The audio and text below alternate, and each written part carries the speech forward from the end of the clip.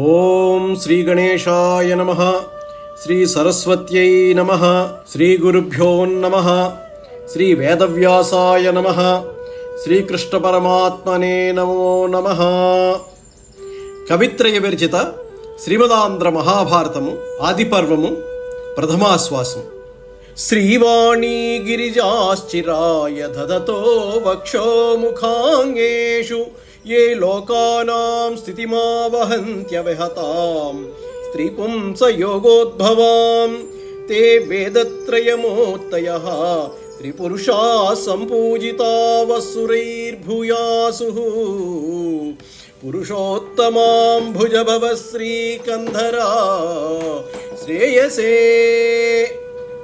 లక్ష్మీదేవిని శ్రీ మహావిష్ణువు వక్షస్థలం మీద, సరస్వతీదేవిని బ్రహ్మ నాలుకపైన, పార్వతీదేవిని శంకరుడు శరీరంలో సగభాగంలోనూ ధరిస్తూ స్త్రీ పురుషుల సంయోగం వలన పుట్టిన లోకాల సుస్థిరత్వాన్ని అవిచ్ఛిన్నంగా కాపాడుతున్నారో, 3 వేదాల రూపం కలవారు, దేవతల చేత పూజింపబడేవారు అయిన ఆ విష్ణువు బ్రహ్మ శంకరులు అనబడే త్రిమూర్తులు మీకు శ్రేయస్సును కలిగింతురుగాక.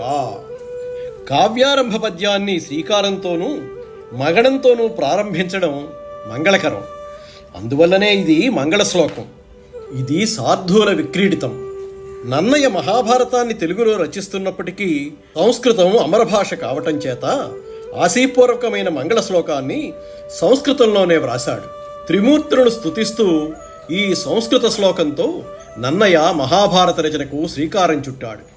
మహాభారతంలో నన్నయ్య రచించిన ఏకైక సంస్కృత శ్లోకం ఇదే కావడం విశేషం.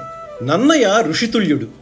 అతని నోట త్రిమూర్తులు అనే పదం రావటం చేత లోకాల స్థితిని త్రిమూర్తులు కొనసాగిస్తున్నట్లుగా ఆంధ్ర మహాభారతాన్ని కూడా త్రిమూర్తి తుల్యులైన 3 కవులు రచించి పూర్తి చేస్తారనే సూచన అప్రయత్నంగా కలిగిందని కొందరి భావన.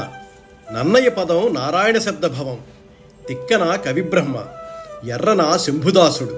అందుచేత కవిత్రయం వారిని త్రిమూర్తుల వంటి వారు అనటం సమంజసమే. ఇందులో కీర్తింపబడిన త్రిమూర్తులు సతీ సహితులు, గార్హస్థ్య ధర్మ రక్షా పరతంత్రులు. గార్హస్థ్య ధర్మం అంటే గృహస్థాశ్రమం. త్రిపుంస యోగరూపమైన లోకానికి శ్రేయస్సును చేకూర్చటం ఈ శ్లోకంలోని ఆకాంక్ష. సమాజంలోని సర్వధర్మాలు గార్హస్థ్య ధర్మం కేంద్రంగా పరిభ్రమిస్తూ ఉంటాయి. ఇల్లు చక్కగా ఉంటే ఇలాతలం అంతా సుభిక్షంగా ఉంటుంది. ఆశ్రమ ధర్మాలు అక్షయంగా సాగుతాయి. సృష్టిలో స్త్రీ పురుష సంబంధాలలో ధర్మస్పృహ అక్షయంగా నిలిస్తే సమాజంలో